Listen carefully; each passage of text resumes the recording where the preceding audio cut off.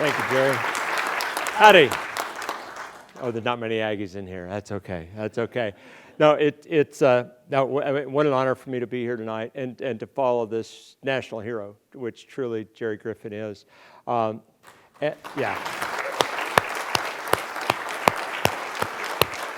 I want to recall a very historic, worldwide historic event that happened in October of 1957, and Jerry already mentioned it. That's when the Russians, the Soviets, orbited the first object around the Earth. 2 months later, December 1957, another very historic date for only me, because that's when I was born.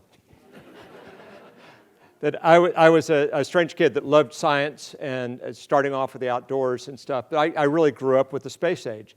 My dad was really a sharecropper who didn't go to college, who was injured in an accident, ended up as a livestock inspector and stuff. We grew up in McAllen, Texas, down on the southern border, but my dad really thought this space stuff was cool. And I, grew up watching the early space missions. I was that geek kid. While Jerry was doing the real work, I had my chart plots out in front of the TV, and I'm marking the orbit for Apollo 8 going around the moon and stuff. And it's like, they're really doing it, they're really doing it. And I vividly remember July 1969 when we landed on the moon. What an amazing thing it was. We beat the Soviet Union. We really did it. Hard to believe. And I remember, late that night, they did the moonwalk. And I remember watching that with my dad and family on a little grainy black and white TV. And, they're lighting up cigars. And I was, watching this as they did the moonwalk and the transmission ended and they got back inside the spacecraft. And I walked out into my backyard in South Texas and looked up at the moon that was hanging over my house, shaking with excitement, disbelief, and just exultation, too, that we'd actually done it. I just watched two Americans put footprints on that moon hanging over my backyard. This impossible dream took shape in the back of my mind, and I said, I want to do that, too. I want to reach for the stars. And now, that's crazy talk, folks. That's absolutely crazy talk. And I had no idea, how to do that or anything else, but it just, that mind, it came to me, and it was, I actually believe, a spiritual calling through the years and through the journey. I found out fairly quickly you don't talk about things like that because people laugh hysterically. My own family laughed, and so I quit talking. I didn't believe it. Grew up, I wasn't a top student in high school. I had a high school teacher that drove me 400 miles to visit A&M. Me and a couple of buddies said, "You're going to be an engineer, Mike. You just don't know it yet. You're going to be an Aggie engineer." So he drove us 400 miles to go visit the campus. Said, "I'm going here." The only way I could afford it was an ROTC scholarship, so we had kind of that same thing. I figured 4 years of education, 4 years of service, I'll be out on my way. So went to A&M, graduated mechanical engineering, commissioned into the Air Force, convinced them to send me to graduate school first. That was a good deal, paid for my first master's degree. And then I convinced the Air Force to do something. It was kind of an outrageous move. I drove from Dayton, Ohio to the Air Force Personnel Center in San Antonio and convinced the career manager there to loan me over to Johnson Space Center. So I was loaned over. I wore civilian clothes for 3 years. The center director was, Mr. Jerry Griffin. So, and his twin brother was also working there. Was the senior Air Force guy on site. So I got there. For the first shuttle flight, I was in graduate school. The second shuttle flight, I was on the beach in Florida watching it, dreaming about maybe getting a job down there. The third space shuttle flight, I was working in mission control. So I was ended up being kind of a crew procedure specialist and stuff. And what an amazing thing. I'm working at NASA. It was so cool. Be an astronaut? Oh, good gosh, man! No, those guys are gods. They're still gods, and I loved what I was doing. My office was just down the hall from the astronaut office. And after working, I'm kind of slow. It took me about a year or so, and I realized, wait a minute, they're not gods, right? They're normal people with an outrageous job. They're good at what they do. They're smart. They work hard. They got a sense of humor. Most would admit to an element of luck, but they weren't that different from me. And two of the early shuttle astronauts had an engineering background like me, and Ellison Onizuka, who perished on the Challenger accident, and Jerry Ross, who's still a very dear friend. Both had been through that Air Force flight test engineer, test pilot school route. They both convinced me to apply and go, and so I left after just 3 years at NASA. And I was ready to get out of the Air Force and stay there forever, be a civil servant. I'm working at NASA. This is the best thing ever. But I said, why not? And both of those guys, heroes, friends of mine, said, it'll be good for you. No matter what you do, no matter what you decide to do, it'll be good for you. So I went to that, and I left NASA, the place I love, Texas, the place I love, and hauled my wife and out to California. I did flight tests in California and then Nevada for 8 years. Finally, it's time to come home. Truth is, NASA had already rejected me 3 times. I'd already been called down and interviewed, and I didn't get it. 3 strikes, I'm out. It's time to go home. And moved to Houston, got a job as a civilian at NASA. And during that time, I helped design the International Space Station. It was a big redesign going on in the early 90s. Crazy times, bringing the Russians in as partners and things like that. All of my aerospace background, my early NASA background helped out. And then after, a few more years, and do you think I quit trying? No, of course I didn't quit trying. So finally, after 13 years of applying, 7 applications, on my 5th interview, I was selected as an astronaut. I was fortunate to fly 2 space shuttle missions then. On those space shuttle missions, I was a spacewalker, and I got to help build the space station that I'd helped design. Amazing. I did a total of 7 spacewalks for 48 hours working outside on the space station. And it was very, very physical, very mental, very challenging kind of endeavor.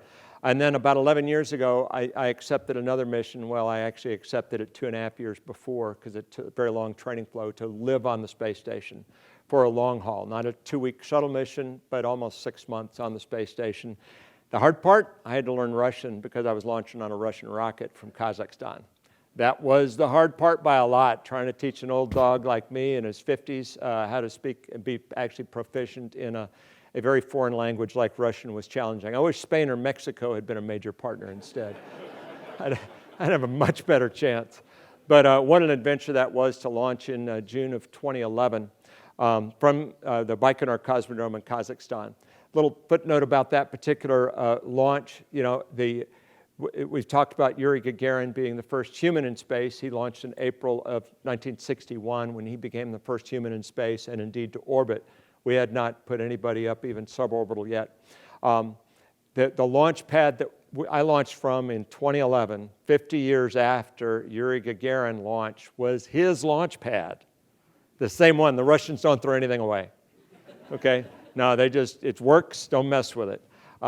There's long discussion about the design concepts that they use and stuff, but what an adventure that was. The shuttle was huge. It was a great big truck. The Soyuz is a very small, the capsule that the people were in was just 4 cubic meters. And it was just like the early, not quite, no, it was darn near like Gemini. You're laying on your back, 3 of us, our knees kind of lashed up, kind of close to your chest, and you are literally hip to hip, touching and elbow to elbow with the crewmates that are next to you. But what an adventure. We launched. 2 days later, we docked to the space station. I'm back. I've been here a few times. Oh, they've added this since I left. And what an amazing thing. With an international crew, I joined a crew of 2 Russians and 1 American. I launched with another Russian and a Japanese rookie astronaut. It's always fun to fly with rookies because their eyes are huge. Everything's new for the first time. As we get up there, worked on over, for almost 6 months, we worked on over 200 different scientific experiments while we're there. And as well as doing, maintenance and repairs and just care and feeding for the space station. In the end, I was supposed to hand over or be joined by, when the senior guys left, I became the commander of Expedition 29. The rest of my crew was supposed to be there 2 weeks later, but there was a rocket failure. The Russians dropped a cargo ship into Siberia, and very almost identical to the rocket they launched humans on. So the rest of my crew was delayed by over 2 months. So that we were very short-handed with just 3 of us running a space station. They finally got there, and we had 4 days to hand over a $120 billion space station. We didn't sleep much during that time, got it handed over. I could bring about 2 pounds of personal stuff with me. It was almost 100% Aggie stuff and scouting stuff, a lot of Eagle badges and things like that. So it was, an amazing, adventure there. And when I finished that last mission, I was still on flight status. I will always want to fly again. I worked in a management role, senior management role within the flight crew operations there, where I was supporting crews in training, going back and forth to Russia and Kazakhstan, and spending a lot of time back in mission control. Whenever that call came in, we got a problem, what are we going to do? I was in there at midnight trying to figure out how we're going to, bypass that or get this, what do we have on board? It was literally, we joked about it, but it was those Apollo 13 minutes. We'd go into a room and say, what does the crew have to work with that they can use to repair a treadmill? Or a heat shield. We peeled off some of the, part of the heat shield on one of the shuttle missions, and so one of the senior spacewalkers, and I was in there working. We ended up using medical staples, it was a cloth covered on the top part of the shuttle, and the crew member outside, we tried a lot of different things, but we proved that, you could do it, and we actually tested it, the concept. We were working on it in Houston just day and night for about 4 days, and then we ran up to College Station where they've got the wind tunnel, and we had a jig made in the meantime to put in that wind tunnel. So I'm up there just wearing gloves, not the whole suit, but and then I do a repair, taking film and everything, and then we'd put it in the wind tunnel, spin it up, did it hold, or not? And then I was driving home. We called the information into Mission Control. I was driving home to get to Mission Control from College Station, talking to the Capcom in Mission Control as he's talking the crew through the procedure we had just proven. So that's what you call ingenuity, folks. A comment was made about the bravery of people that fly. I will tell you that the bravest people involved, rocket launchers are amazing, horrific. The amount of energy that's harnessed to get you into space in a shuttle, it was 8.5 minutes. The Soyuz was about 9 minutes. It's a horrific amount of energy, and there's a lot of room for things to not go right. What does it take to climb on that rocket? Going uphill on my first shuttle flight, it was a mix. Part of me was the professional that had been trained and hardened for years, being beat up in the simulators, watching all my instruments and my stuff, looking for the failure, trying to get ahead of things and stuff. And the other part of me was that 12-year-old kid going, yeehaw! We're really doing it. The bravest people involved are not the ones on top of the rocket. They're not the ones that are sitting at the pointy end. The bravest people involved in a rocket launch are the people that are watching somebody they love climb on top of a bomb. I'm eternally grateful to my wife and my kids and my mother, who I put through that multiple times. And it's been my joy to live this mission, the dream that I had as a child to do this, to carry that flag, to carry the flag of Texas up there also. And now that's what brings me to be a vice president of Texas A&M University, running the special purpose campus in Galveston. I lived my dream. Now my new mission is to help other young people live their dream, to follow their path to the stars or wherever their path may lead. Thank you very much.